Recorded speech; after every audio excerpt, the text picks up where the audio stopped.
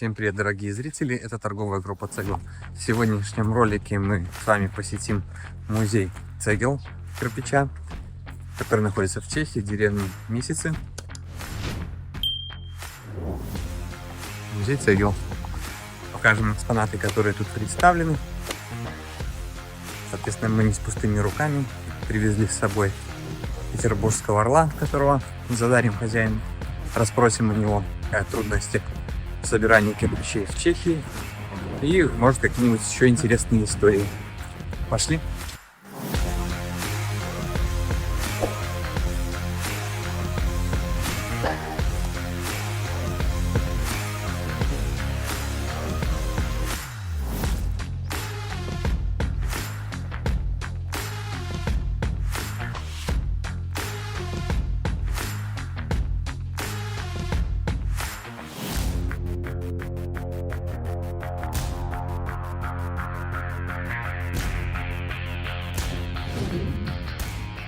Спасибо, что пригласили в гости.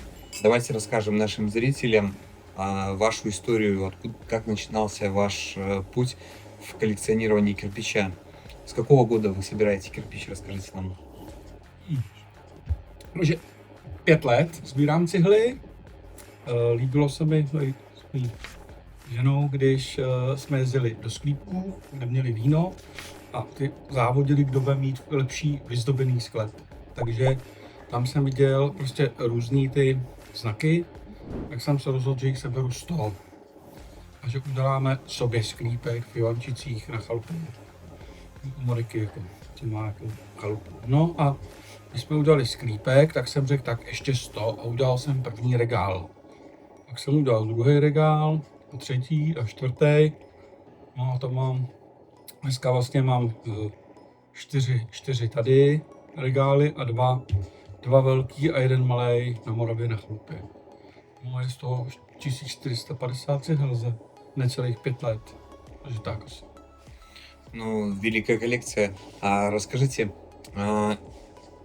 вы только меняетесь, ищете или покупаете? Или все вместе? Většinu tak na třetiny. Třetinu si myslím, že jsme našli, nebo nám je někdo přines. Tady máme prostě spoustu sousedů, kteří takhle přijdou třeba na ty výstavy, rozdám vizitky, v Praze rozdám vizitky, pak mě volají lidi, že ale mám, nemám, pošlou messengerem fotku nebo přes WhatsApp, že jo, a já řeknu ano, tu chci, nechci. No tak pak jedeme někam kousek takhle, no nebo když někde něco bourají, tak jich seberu třeba 20 stejných a rozdám to svým kamarádům, oni zase za to mi něco jiného, nebo se jede do té Bratislavy, nebo do toho Cegledu a tam prostě už to jede. Už je. Ну, я так зрозумел, ви почали мінятися з камарадами, і цеглу одразу збирали чешською, а потім почали збирати цеглу всього регіону. Já jsem začal úplně jenom tady okolí, takže jsem měl tady Louny, okolí, jako tady první Lenešice, že jo. No, pak Louny, pak jsem dostal od kamarádů Litoměřice, jo, a takhle prostě od těch kamarádů, co tady třeba dneska byl, ten Jarda Zelenka, tak ten má Kladno, Slaný, jo, takže tam má ty Clean Martinik a tohle. No s tím, že dělám na Praze, tak jsem zase potom tam jsem se seznámil s dalšíma lidma a pořád toto, takže už jsem měl výstavu v Praze, tím jsem další zase lidi se nabalovali a takže v podstatě dneska mám já nevím 100 telefonů různých lidí, který mi jednou do roka, někdo dvakrát do roka zavolá, mám něco, jo, tak tam jedu prostě do baťohu a nesu si cihlu, prostě takhle. A na Moravě to samý, tam v podstatě taky zase máme další kamarády, takže to, no a dělám to tak, že prostě vemu třeba cihly z Prahy a tady odtud, odvezu je na Moravu 300 kilometrů, tam je dám někomu prostě u těch Ivančic, on si s tím uzdobí celou stěnu, takže my tam přijedeme do jeho vinného sklepu a on je vlastně já mám 100 km odtud do Prahy a 250 na tu chalupu. Takže 350 km vlastně vezeme cihly a pak tam přijdeme k němu a on tam má Roudnice, Louny, pražskou cihlu a tak. A my stojíme u té stěny a vidím, že vlastně ještě za 100 let tam budou ty cihly, takže jsem je tam já odvez. Jo, takže mám radost z toho, že jsem někde něco vyměnil a zároveň, že to tam někdo takhle má v té zdi jakoby nakomponované.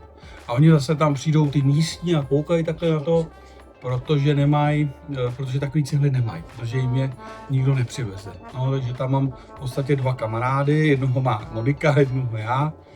No a je to takový, je to hezký, prostě se takhle to, můžu jim to přivést prostě. Я так зрозумів, цегла, яка вам сподобалася, ви почали її збирати, і так ваша колекція почала збиратися з різних країн. Но сейчас у вас цегла с Чехии, с Словакии, Австрии, Угорщины, Maďarský, no. мадярская цегла. Яка ще у вас есть? USA 2, З Америки, Pakis- Соединенных Штатов. z Ameriky, Pakistán, Indie, Itálie, Německo, Polsko, Ukrajina, Bělorusko, І російська. no, Rusko vlastně od teď, no. A mám slíbenou ještě Austrálii, no. A Tajsko. A v Tajsku mám vlastně tu maličkou. Тайська. А як, ну, розкажіть, як до вас доїхала цегла з Пакистану? No, z Pakistánu se ke mně dostala jednoduše, protože zase v podstatě jako si přijel ty, tak přijel ten Oleg a přivez cihlu. Tak jsme si mysleli, že je, protože nám mi přivez z Anglie cihlu, tak jsem si myslel, že je taky anglická. Tak jsem to dal na anglické stránky, to je takový i nějaký s tou korunkou. A z anglických stránek mi napsali, protože v každé té zemi je někdo, kdo tomu rozumí víc. No a ten mi napsal, že není z Indie, ale že je z Pakistánu. Takže tím jsem se vlastně dozvěděl, že mám cihlu z Pakistánu. Jo, úplně prostě náhodně, že jo, to prostě někdy se to prostě povede. Někdy prostě něco najdeme, že ani nevíme, co to je, jo, prostě je to o náhodě. Já jdu po ulici, vidím, jak házejí do kontejneru něco, teď tam vidím střep, malinký kousek. Tak volám a říkám, tohle bych potřeboval, ale celý. Tak mě vemou do sklepa a mají jich tam 20 třeba. S nápisem Panenská třeba, nebo tu, co jsem ti dal, ty kulatou s tou hranatou. No a tak prostě jich tam měl spoustu. Tak jsme vzali lahvičku vína a dali jsme pěkně do kufru, výměnný obchod. Za víno jde vyměnit. Za víno. A největší kuriozita byla asi loni v Bratislavě. Tam přijel nějaký ze Slovenska a už bylo pozdě. A já už měl vyměněno. A měl jsem tam ještě pár cihel, které teda byly. A on měl všechno, co jsem měl, jen se u něj nelíbila ani jedna cihla. Tak se na mě tak kouk a říká, mám sýr. Říkám, vyměníme cihlu za sýr? Vyměníme. takže jsme mu dali nějaký cihly, asi 3, a on nám přinesl takový ty cofánky takový. Takže jde to vyměnit za leda, co s námi.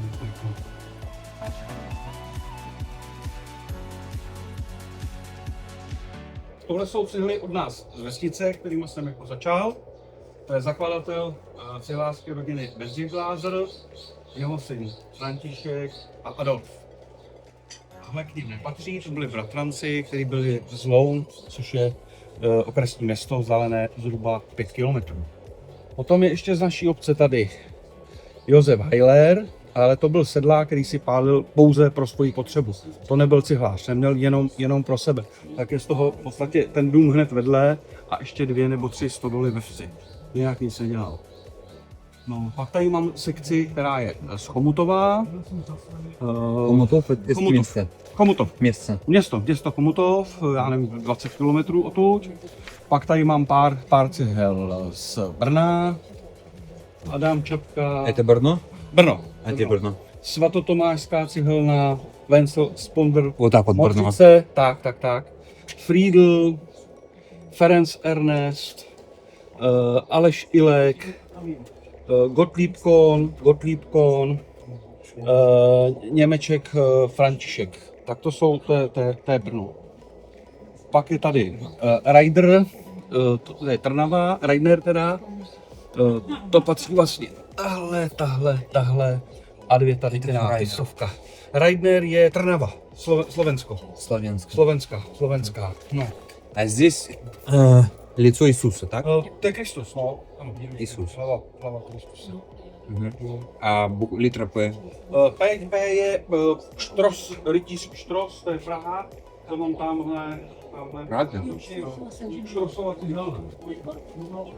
Štrosova cihelna dodnes ještě existuje. Ta zůstala. Jo, ta stojí. Je tam nějaký.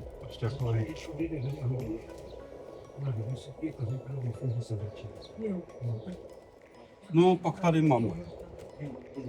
А это Hrabě Klein Martinik Berger, to je německá cena. немецкая? Německá, no. А где вырублялась? Nevím. А где нашли? Z toho, z Cegledu, loni. To je loni z Cegledu, no. Hendrik Draše, to je Vídeň. Мадяры? Ne, Rakousko, to je Rakousko. Vídeň. A to je Stříška, Kryša. Jo? No. Tohle je Teschen, to je polsky, to je Těšín. To je Ostrava Těšín. A to je komín. To je komín jakoby z továrny nějaký. Jo, takže to je, a ty nebývají značený, to je opravdu výjimka, že na tom je vůbec nějaký štempel. Co? Мы зараз приехали с Щецина. No, jo. Там музей цигел так само есть. No. Tady potom, že jo, jsou zase ty severočeský cihly, Leitmeritz, že jo, takže český Litoměřice, Roudnice, to je taky tady město kousíček. Karel Hnáty, Praha a František Hnáty. Zase Roudnice, Márie Zenkl, to je Jižní Morava někde u Znojma, Hille a Didrich, to je Havraň, to je tady kousíček taky od nás. Město Bystřice pod Pernštejnem, to je u Jihlavy, tady to je taky taky Slovensko, Ulan, severní Čechy, to byly takový nějaký na kopcích takový sekty. А это Заборов. Záborovek, Varšava. to je Varšava, no, jasně. Есть по нему описание. Jo. No a tady, co tady máme? Tady to je místní hvězda, asi 2 vesnice vedle, nějaký Malnice. Tuhle to jsou Svobodné dvory, ty 3. А чьи это зорочки? Svobodné dvory, Звезды. Ну, зорки. Звезды. Чьи? Блядь. Svobodné dvory. Ti 3. I to je ta Malnice. 5 kilometrů. Это Отсюда. Čechia. А мальтийские? Malteský. A tady to jsem dostal teďko, to je německý kříž. No. Эти так само немецкие? Ne, to je taky u toho, Hradec Králové. Hradec Králové? Dětenice. Это Коля Польша. Dětenice. Чехия и Польша, это межа. Ну, граница. No, Я там был.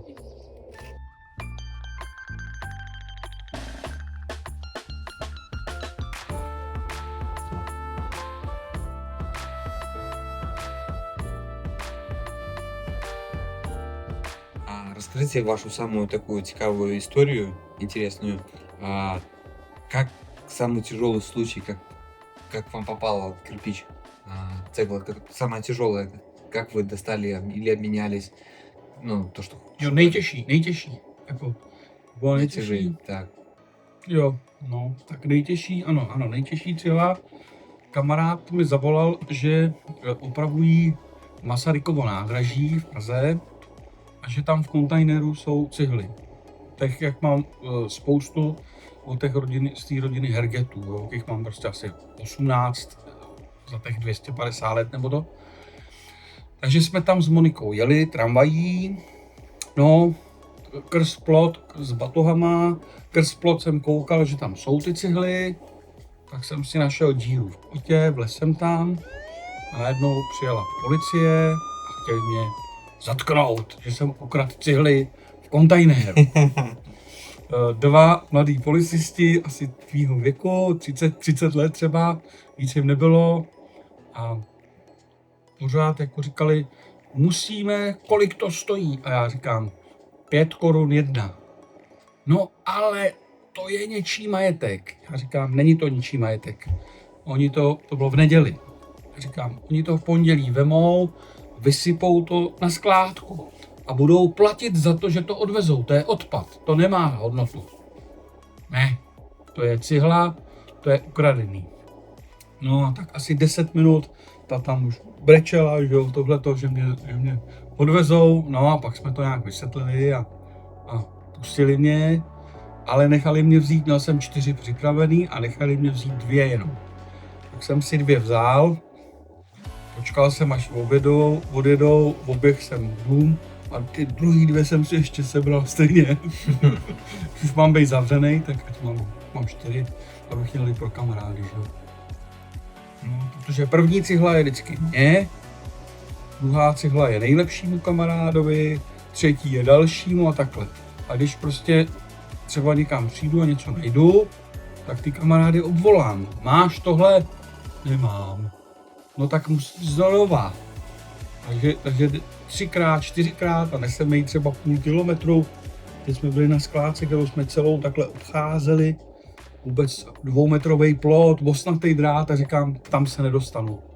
No a potom prostě po asi půl kilometru tak byl spadlej strom takhle, nebyl plot, říkám, tak to já tam vlezu. Takže jsem tam vlez a našel jsem jako cihly, který nikdo neměl vůbec.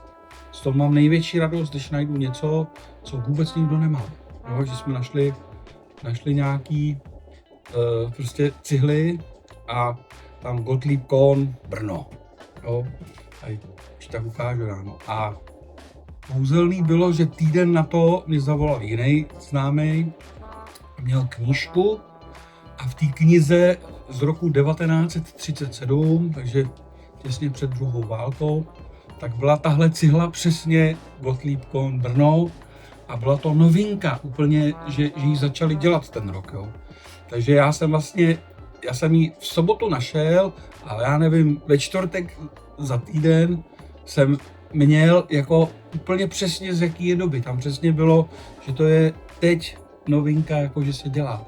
Takže to je takový jakoby nejvíc, co je, že člověk to dohledá i časově úplně, jo? Že to jako je 1920, 30, 50, jo? To nikdo neví.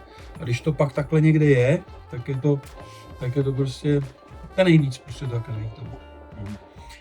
А такой вопрос. Сколько в Праге на сегодняшний день идентифицировано найдено клейм? Количество? No, asi 230. 230. Это в Праге. А в Чехии? Víc než 10 000. Výše 10 000. Выше 10 000. А в Чехии есть какой-то музей общий? Takhle jako já sbírky, takže a jsem já v okrese, Tolko privátny. v okrese Louny jsem v podstatě já, ten, co tu byl dneska, ten Jarda Zelenka, tak ten je na Kladně, v Roudnici jsou 2, jeden je ve Slaným, no to je asi všechno. V Lovosicích, takže tady je nás 5 na 30 kilometrech. A pak další kamarády máme až ve Znojmě, zase tak 400 kilometrů a tak prostě ve Vyškově, to už prostě ty jsou všichni daleko. Ale tady opravdu máme jako v podstatě štěstí, že se scházíme v podstatě každý druhý měsíc, že jsme na kousku. Je prostě to. A ještě vlastně já okolo nich jezdím do práce. Takže já vlastně jedu po dálnici a jedu jenom 5 kilometrů a jsem u nějakého svých kamarádů, že takhle děláme. To. Svolávám to vždycky teda já, jako oni tak nějak vždycky, tak my jsme se sešli, tak já vždycky dělám toho, kdo. Ну, очень много. А есть интернет-сайт, где есть перечень клейм, которые находились в Чехии, правильно? Вы все участвуете в наполнении этого сайта? No, to je Laterarius, to je tady manželé Andělovi, Laterarius, kde je právě tak asi já nevím, kolik tisíc už určených cihel a když najdu něco, co není v tom seznamu, tak to vyfotím, napíšu, jak je to velký, kde jsem to našel, případně kdo to vyráběl a pošlu jim vlastně tady ty vlastně věci, ty podklady. A oni to tam zaznamenají. Takže mám, myslím, něco přes 100 cihel, který jsem si já jako první zaregistroval. Ne, že by nikdo neměl, oni je třeba mají, ale některý ty sběratelé vůbec tady na těch stránkách nejsou. Prostě mají to doma, mají to kolikrát schovaný někde, že to nemají ani třeba vystavený, a nejsou tady v těch seznamech. Nikdo to tak má, že nechce prostě. А сколько коллекционеров и авторов участвуют в наполнении каталога? Ну, сайт-каталог. Ale tam bude třeba 50 lidí. Já někdy ani neznám, já znám třeba 20 z toho. 20 osob. 20 osob znám a pak jsou tam takový, že mají třeba jenom jednu cihlu. Že jsou to sběratelé, že to nejsou sběratelé, ale jsou to třeba historici. Takže oni jsou památkáři. Oni se zajímají o ty památky. Ale jenom to regionu. Oni mají jenom region. Takže má prostě třeba jenom Ústí nad Labem. A má tam 2 cihly. A on má třeba je doma jenom. On jich nemá víc, on jich nemá 20, 50, 100 nebo 1000. On má prostě doma 2 a ty jsou od něj z toho regionu, on si je tam jakoby dá do toho, jo. Protože já ty lidi vůbec neznám, takže kdyby jako to byli nějaký sběratele velký, tak už bych dávno bychom se jakoby setkali na nějakých těch setkáních. Jo, takže myslím si, že jsou to lidi, kteří prostě jenom mají radost, že někde mají 1 nebo 2 cihly zaregistrované. Že jich víc nemají.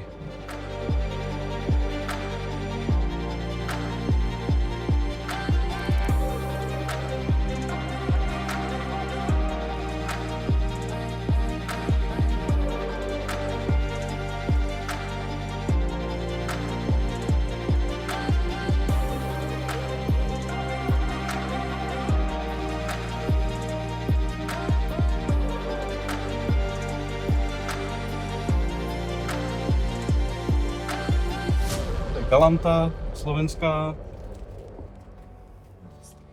Lobkovic, Anna Lobkovic, to je tady taky 10 km odtud.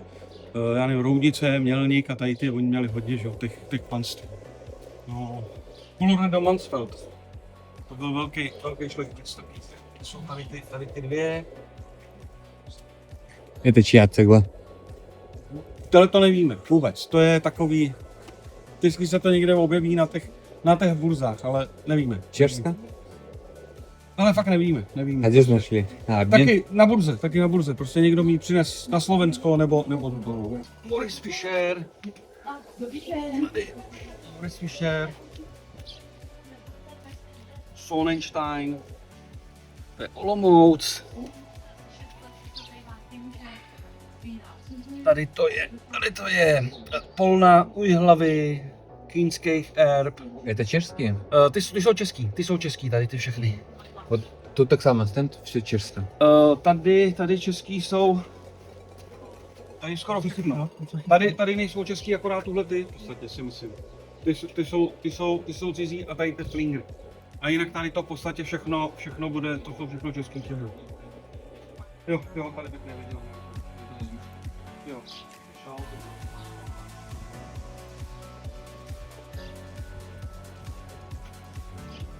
В Питере так само есть такая вот цегла, але с номерами. To je od Znojma a já nevím, jak se to tam jmenuje, ty města, tak tam psali prostě Švabachem, už prostě, aby se odlišili, takže to je Švabach. Ty mám ještě takové věcňářství, no.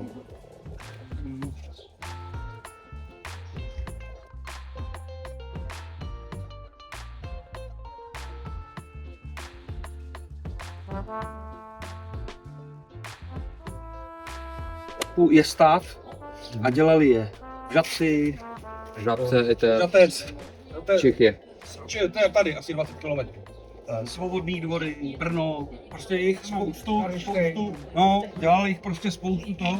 A tuhle to je z domu, který byl z roku 1937. Tak taky už v té době měli takovýhle dutý prostě různý ty.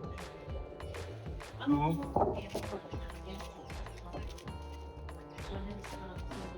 Tady jsou vlastně ty cihly, jak existovaly, jak jsou ty cihelny, jaký, co se z nich třeba zachovalo případně, nebo nějaký historický fotografie.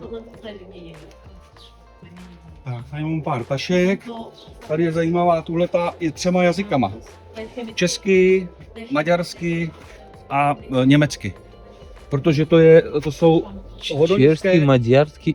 Нет, чешский, мадярский, немецкий? Ano, protože to je zrovna z takového kouta, kde jsou v podstatě ty státy na doraz. Takže je to schválně udělený jako to. A jsou to bratři Rejdlichové, takže to je hodoňské cihelny bratří Rejdlichů.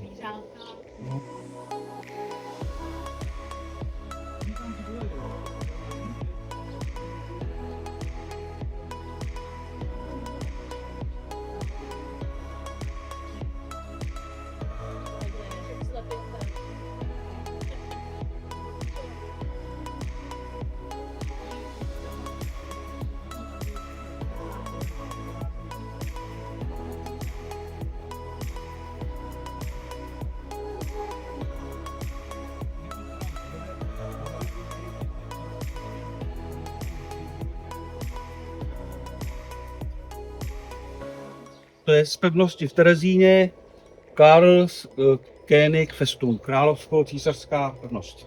Угу. To je jak taková... А с короной кто такие? Ty koruna, to je Josef Štangl. Josef Štancl, Štancl. Mařetice, Uherský Hradiště.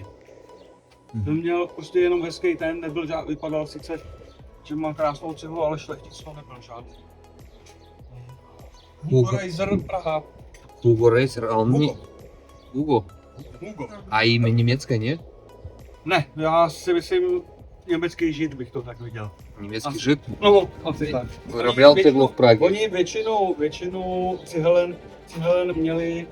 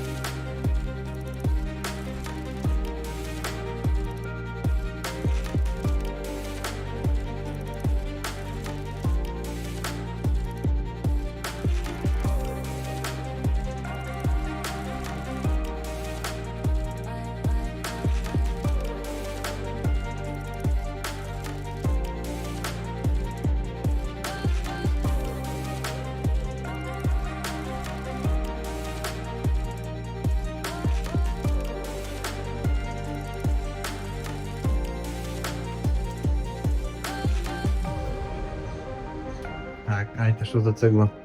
To je rakouský nějaký město, nějaký... No, ty... Словакия? Ne, taky Austria. А, Австрия. Austria. To je elefant, to je Slovensko, Slovakia. А, элефант. Taky. Ono se to- Slovensko. Taky slovenská. No. Machota je taky slovenský. Bratislavská těhelně, taky slovenská. Угу. USA, Ohio, Агайо? no, Мгм. USA. A tady Сколько стоит? Haas and Zolt, taky. USA, Indie, Угу. Классик. Klasik. Dali to jo? Klíčovací metodou, že jo? А як американскую цеглу? Pakistan. Padruk poslal poštou. Почты? Сколько за Почта. килограмм заплатили? On byl mecenáš.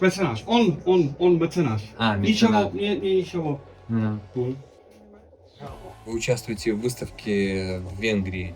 Как давно вы туда ездите и откуда вы узнали про такие собрания? Jak často se scházíme, nebo? Так, V podstatě každý druhý měsíc. No počkej, A. Vengry. Венгрия. Ty co? Vengry je Maďarsko? Так, V Maďarsku dvakrát jsme byli. Dvakrát. No chodí. ale один раз в год. Встреча в Maďarsku, ve Vengrii, один раз в год. 2 раза в год вы ездите 1 раз в год.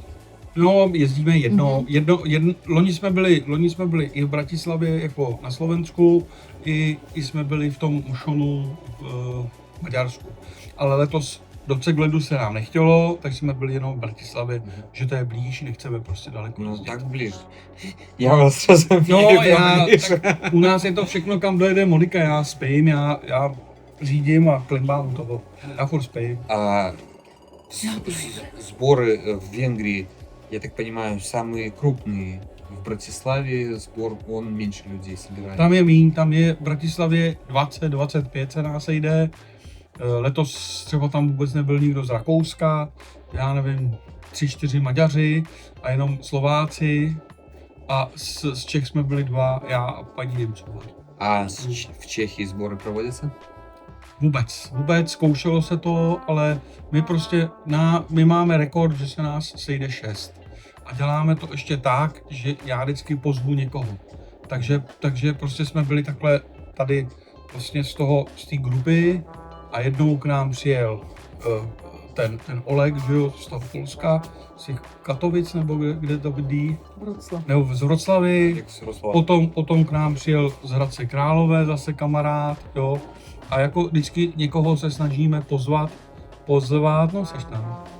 A pozvat i jakoby z větší dálky, jo. Protože my se třeba s tím jedným kamarádem jezdíme vlastně, najedeme 800 km za den, řídí zase on, a jedeme do Hradce, tam navštívíme jednoho kamaráda, takhle se stočíme až na Moravu, tam zase navštívíme ještě jednoho, tam nějakou skládku a večer jdeme domů. A nejezdíme vůbec po dálnici, protože na dálnici nic neleží, jo.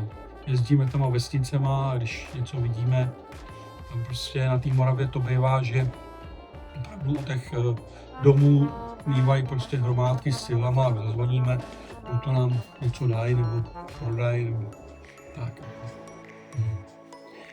Спасибо. А вы организовываете выставки для привлечения и популяризации таких кирпичей. Как давно и для чего вы это делаете? No, kvůli té popularizaci, že jo, aby ty lidi vůbec viděli, že něco takového bylo, že se takhle prostě to značilo, aby se prostě odlišili ty výrobci, aby v podstatě si myslím, že to bylo prostě čest, že tam mělo to své jméno a tím že měl dobrý třeba ty cihly nebo tašky střešní, takže si od něj další lidi to kupovali, že prostě ta kvalita potom, řekli, hele, tady u nás prostě v těch Lenešicích byl ten Glázer, to jsou cihly, které byly prostě třeba 50 let v zemi. Mokrý úplně, já jsem jí vzal, hadicí jsem ji umyl a ona za 2 dny je zase suchá, jak když byla tam včera daná, jo. Takže je vidět, že před 150 lety, nebo jak jsou starý, takže že prostě je to furt kvalitní. Tak tohle to chci prostě ukázat těm lidem, že se takhle kvalitní věci dělaly už v té době. A strašně obdivuju, že dneska prostě, když je laser a vyřeže prostě laserem přes počítač nějaký obrázek a vyřeže tam jaký prostě tvar a bude to mít za chvilku, tak v nějakém roce 1850 musel prostě mít pilník, vrtačku, tohleto, a než udělal prostě ten jakoby nějakou tu raznici nebo ten znak, tak to muselo být spoustu hodin, mu to muselo dát práci tomu člověku, který to vyráběl. Tak to obdivuju, že bez nářadí nebo s nějakým omezeným nářadím, že uměl ten člověk to vyrobit v té době. А расскажите, вот ваши поездки за кирпичами самые дальние, это обмен в Венгрии происходит, да? Или куда-то дальше еще ездили, собирали кирпич? Kam jezdíme? Kam asi jsme nejdál dojeli. Nejdál. Jako sbírat jako takový, tak my tím, že prostě říkám, bydlím tady na severu Čech, tak tady jezdíme do 100 kilometrů třeba kolem. A to samý prostě zase tím, že pracuju a žiju s tou Monikou částečně v Praze, tak zase jezdíme tam tím směrem okolo té Prahy a potom vlastně když jsme na té Moravě, tak v podstatě jezdíme do celé České republiky. Navíc prostě mám takovou ještě zase taktiku, že když jedeme někam na dovolenou, tak nějaký čas předtím už si vytipuju, kde je skládka, kde je něco na Google mapách, koukám po nějakých ruinách. Když tam prostě přijedeme, někam 200 km třeba od toho, kde bydlíme, tak tam už vidím, kde co, zase se něco takhle dá najít. Případně i to jde, že se člověk tam spojí s někým, kdo tam zase třeba bydlí a on nám dá nějaký tipy třeba zase, kde by něco mohlo být. Jako. Že oslovuje jakoby místní spolky, jako regionální spolky lidí na internetu, třeba facebookovou skupinu Přátelé Humpolce. Přátelé starého Humpolce. Přátelé něčeho, jo, nějakého města. A to jsou většinou lidi, kteří jsou domorodci, jsou to lidi, kteří tam dlouhodobě žijou a tu lokalitu dlouho znají. Takže když on se na ně naváže, tak se nám třeba podařilo konkrétně v tom Humpolci se sejít s paní, která dělala kroniku. Byla to kronikářka nějaké vesnice a ona nám krásně popsala všechny okolní cihelny a tu historii té vesnice, takže jsme vlastně nejenom získali od ní cihlu, ale i rovnou celou tu historii, protože se prostě navázal na ten jejich facebookovou stránku Přátelé Humpolce. A ručně nám ji paní přepsala. Kus té kroniky, asi vlastně ty informace z té kroniky nám napsala a přinesla nám to jakoby nejenom tu cihlu, ale i napsanou tu historii. Ну, мы вас тоже приглашаем в свой музей. Мы вам также можем предоставить и также гостеприимство свое, и много кирпичей вам дадим. Будем рады, когда вы к нам тоже посетите. Спасибо, что пригласили нас, показали свою коллекцию. Желаем вам успехов в достижении своих целей. Всем спасибо за внимание, всем пока.